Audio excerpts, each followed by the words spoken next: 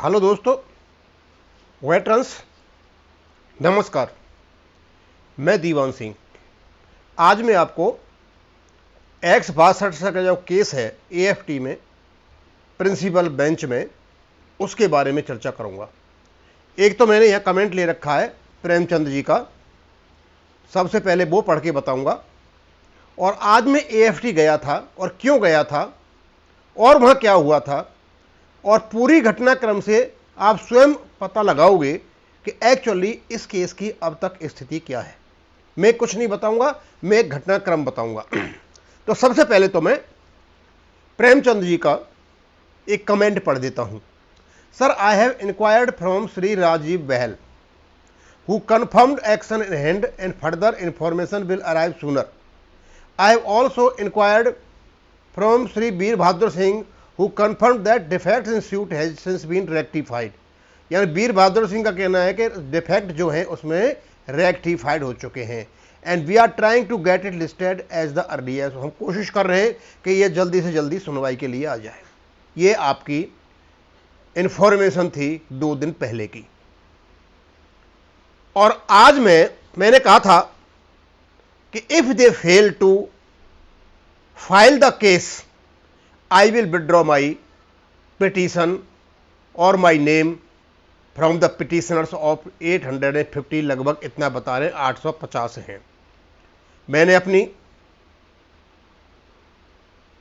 Petition तैयार की, letter तैयार किया अपना नाम विड्रॉ करने के लिए, और मैं पहुंच गया AFD 10:30 और 11 बजे के बाद लगभग। मैंने वहां पर मेरा जो एप्लीकेशन थी, जो कुछ हमारे बीच में हुआ, सारी चीजें लिखी। 250 आदमी थे, 500 की बात हुई थी, अकाउंट को बिल्कुल दुरुस्त रखने की बात हुई थी। 12.5 लाख पहले आई थे, बाद में इन लोगों ने और पैसे इकट्ठे किए और फिर बाद में इसको एक फंड कलेक्शन सेरेमनी बना दिया। उसके कारण हमारा केस लेट हो गया और केस अभी पड़ा हुआ। इसलिए मुझे इस दलदल में नहीं फंसना है, मैं इससे निकलना चाहता हूं। सबसे पहले मैं जाकर के उनके जॉइंट रजिस्ट्रार साहब से मिला, मैंने सारी बात बताई। जैसे ही मैंने ये बताया कि ये 850 वाला केस है, तो लगभग AFT में अच्छी तरह से पता है कि इस संगठन ने, वॉइस ऑफ एक्शन सोसाइटी ने, लगभग 25-30 लाख रुपए इकट्ठा कर लिया। मुझे पता नहीं उनको किसने बता रखा है, लेकिन वहीं से मुझे सुनने को मिला। उन्होंने मेरी जो एप्लीकेशन थी किसी क्लरिकल स्टाफ को दी। उन्होंने बोला, सर आज जो वकील साहब हैं उस केस के, कौन, उपाध्याय जी और दूसरे भट्ट साहब आए हुए, आप उनसे बात कर लो। मैंने कहा, सर क्या बात करेंगे? नाम वो बताते नहीं, मोबाइल नंबर वो देते नहीं, मेन पिटिशनर को भी पता नहीं, इनका एक JWO चित्रंजन वो बताते नहीं, राजीव बहल जी कुछ बताते नहीं।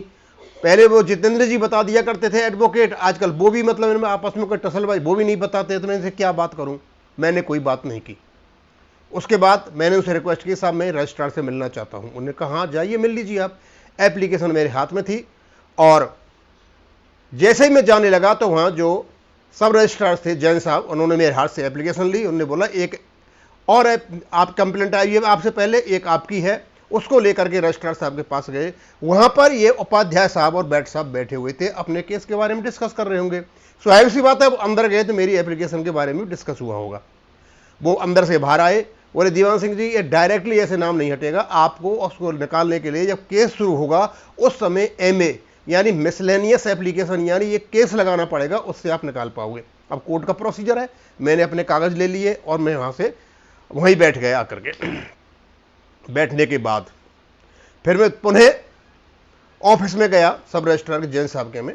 तो उन्होंने बताया, भाई वो यहां पर आए हुए हैं। तो वहीं मुझे उपाध्याय साहब और भट्ट साहब मिल गए, जो हमारे केस के वकील हैं।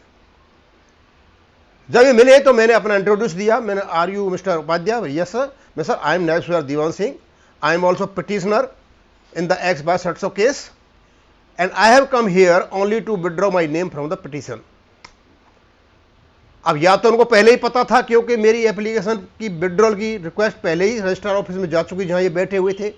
जैसे ही इन दोनों को, वकीलों को पता चला, तो वो मेरे को बाहर निकाल के ले आए वहां से और बहुत ही शालीनता से बात करने लगे। मैं अचंभित में रह गया कि भाई इतनी शालीनता से बातें कर रहे हैं, तो हम तो दूसरा हिसाब किताब लेकर के बैठे हुए थे। उसके बाद वो मुझे कैंटीन में ले गए, वहां चाय ली। मैं बोला, मैंने कहा सर ये बताइए, मैं पिटिशनर हूं, मुझे ये पता नहीं है मेरा वकील कौन है, उसका नंबर मुझे पता नहीं है, I have right to know all the things. तो वो सारी बात भांप गए। बोला किसने मना किया? हमने तो मना नहीं किया मेरे फोन नंबर का, ये लो फोन नंबर। और उन्होंने निकाल करके ये कार्ड दे दिया मेरे को। और भट्ट साहब से मैंने कहा था आपने एक नंबर पहले दिया था, गलत था, तो उन्होंने दूसरा नंबर मुझे दे दिया। इतनी तत्परता के साथ ये नंबर दे रहे थे। रीजन तो मैं भी नहीं समझ पाया कि मैं जो आइडिया लेकर के बैठा हुआ था कि वकीलों तक पहुंचने नहीं दिया जा रहा है, या पहले ही वकीलों ने कोई हिंड्रेंस कर रखी थी, या एक जो आर्टिफिशियल जो रुकावट थी वो इन लोगों ने बना रखी थी, राजीव बहल और खास करके ये दलाल आदमी जो है जिसको हम वीर बहादुर कहते हैं, या पैसे की वजह से इनने बना रखी थी, मुझे पता नहीं। मैंने उनको सारी बातें बताई। बोले सर हम वकील हैं, ये लोग क्या कर रहे हैं हमें कोई लेन देन नहीं, हम अपनी बिल्कुल सही है, आपकी फीस से मतलब है, आपका केस से मतलब है, वही हम चाहते हैं।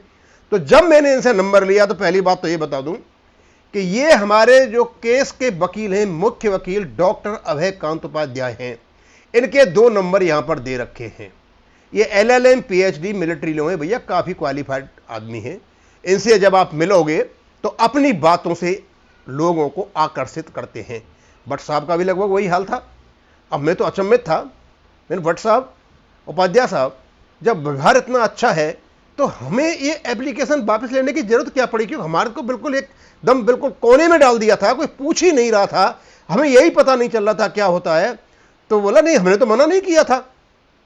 इसका मतलब यह हुआ कि वकीलों तक हमारे जो ये दलाल हैं पैसे के लिए, ये नहीं पहुंचने दे रहे थे। इनको पता था कि कोई बात होगी तो परेशानी होगी।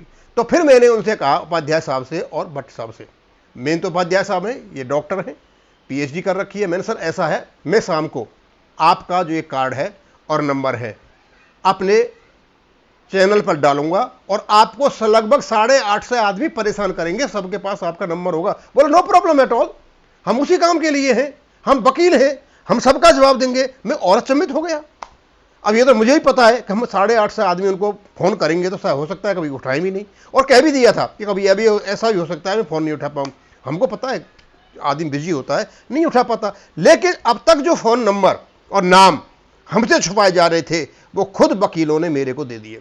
अब मैं इस बात पर मजबूर हो गया सोचने पर, अब मैं क्या करूं, अपना नाम वापस लूं या नहीं रहने दूं? क्योंकि होना तो था ना, जब केस लिस्ट हो जाएगा, सुनवाई पर आएगा, ये डिसीजन तो बाद में चला गया। उसके बाद मैंने चाय पी और बहुत ही अच्छे माहौल में मैं इन लोगों से अलग हो गया। फिर मैं वहीं बैठा रहा। लेकिन साथ में जो भट्ट साहब खड़े हुए थे, जब मैं चाय पी रहा था तो मैंने पूछा साहब केस की क्या पोजीशन है? तो उसमें भट्ट साहब कह रहे थे कि इसमें 13-14 और क्या नाम है डिफेक्ट्स हैं, उनको भी निकाल देते। ऐसे ही आपस में बात कर रहे थे। इसका मतलब आज भी इस केस में कोई डिफेक्ट्स थे। उसके बाद अब मैंने कहा अब क्या किया जाए? मैं तो, मेरी एप्लीकेशन तो मंजूर नहीं हुई क्योंकि वो केस लगेगा, जब लूंगा। अब मैं उसमें लेता हूं या नहीं लेता हूं वो तो बाद की परिस्थिति बताएंगी। आज तक की परिस्थिति यह थी कि I wanted to withdraw my app, और मैंने कहा भी सारा कुछ लेने के बाद, इनके नंबर ले लिया, सब कुछ ले लिया, चाय पी ली, sir I want to withdraw. लेकिन उन्होंने ये नहीं कहा कि आप विड्रॉ कर लीजिए। अंदरूनी वे चाहते थे अपने व्यवहार से बताना कि we are taking care of it case. मैंने बहुत अच्छी बात है, 850 आदमी परेशान है, मतलब उन तक पूरी सूचना नहीं पहुंचा रही है। और दूसरा एक ग्रुप बनाया था व्हाट्सएप का इन लोगों ने, वहां पर केवल सबको निकाल दिया और केवल एडमिन कैन, और ऐसे एडमिन है जिनको इस केस से कोई लेना देना नहीं है, वो बाई ग्रुप के लोग हैं, उनसे कोई मतलब नहीं है। केवल एक राजीव बहल जी हैं जो हमसे कनेक्टेड थे, और दूसरे क्या नाम वीर वो थे, क्या नाम है, एडवोकेट जितेंद्र, उनको इनमें आपस में टसलबाजी चल रही है। अब ये होने के बाद फिर मैंने पता किया कि एक्चुअलिटी में इसका पोजीशन क्या है। क्या पोजीशन ये है कि जो वीर बहादुर जी बता रहे हैं कि सारे डिफेक्ट दूर कर लिए गए, कन्फर्म हो गए, या ये राजीव बहल जी कह रहे हैं ये कन्फर्म हो गए? डिफेक्ट आज निकालने के लिए, ठीक करने के लिए इनके वकील AFT गए हुए थे। ये 2 दिन पहले की डिफेक्ट की बात कर रहे हैं, किसी कर रहे हैं मुझे पता नहीं। डिफेक्ट रजिस्ट्रार के सामने कोर्ट में निकलेंगे, ना कि इनके घर में बैठ करके। अब हो सकता है घर में बैठ के डिफेक्ट ही हो, उनकी बात कर रहे हो। फिर मैंने बाद में पता लगाया कि एक्चुअली केस की पोजीशन क्या है। केस की पोजीशन यह है कि मैंने किसी वसीले पता लगवाया कि इस केस में अभी भी डिफेक्ट हैं। अब क्या है वो मुझे पता नहीं, लेकिन जो रजिस्ट्रार हैं उन्होंने सब रजिस्ट्रार को कहा है कि आप इस केस को चेयरमैन के पास रख दीजिए। चेयरमैन साहब ने कहा है जैसा भी उनका आदेश होगा उस पर एक्शन ले लिया जाएगा। यानी डिफेक्ट के साथ ये केस चेयरमैन साहब के पास जाएगा, क्योंकि उसको काफी दिन हो गए जितने भी इनमें डिफेक्ट हैं। अदरवाइज एक भी डिफेक्ट होता है तो रजिस्ट्रार साहब केस को किसी भी हालत में चेयरमैन साहब के पास नहीं जाने देते। अब इनमें आपस में बात हुई होगी। अब पोजीशन ये है कि केस चेयरमैन साहब के साथ डिफेक्ट के साथ रखा जा रहा है। अब इसमें एक डिफेक्ट है, दो है, तीन है, वो मुझे पता नहीं। उनका क्या निर्णय होता है वो बाद में पता चलेगा। कुछ और भी बातें हुई, उनकी यहां जरूरत नहीं है कि उनको मैं यहां डिस्कस करूं, बाद में पता चलेगा। अब यह है कि उपाध्याय साहब का यह नंबर है, आप उनसे बात कर सकते हो। भट्ट साहब का यह नंबर है, उनसे बात कर सकते हो, अपनी लेटेस्ट इंफॉर्मेशन ले सकते हो। केबल और केबल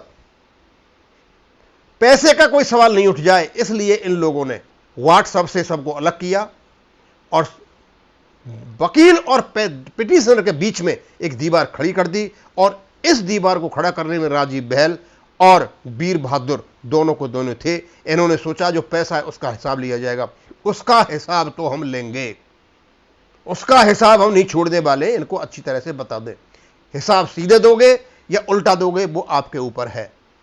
पूरा का पूरा हिसाब, कितना वकीलों को गया, कहां कितना खर्चा हुआ। हम ये नहीं कह रहे कि आप इतना खर्चा क्यों कर दिया, हम ये नहीं कह रहे वकीलों को इतना क्यों दिया, हमने पूछा ही नहीं है। हमें अपने X62 वाले केस का पूरा हिसाब चाहिए।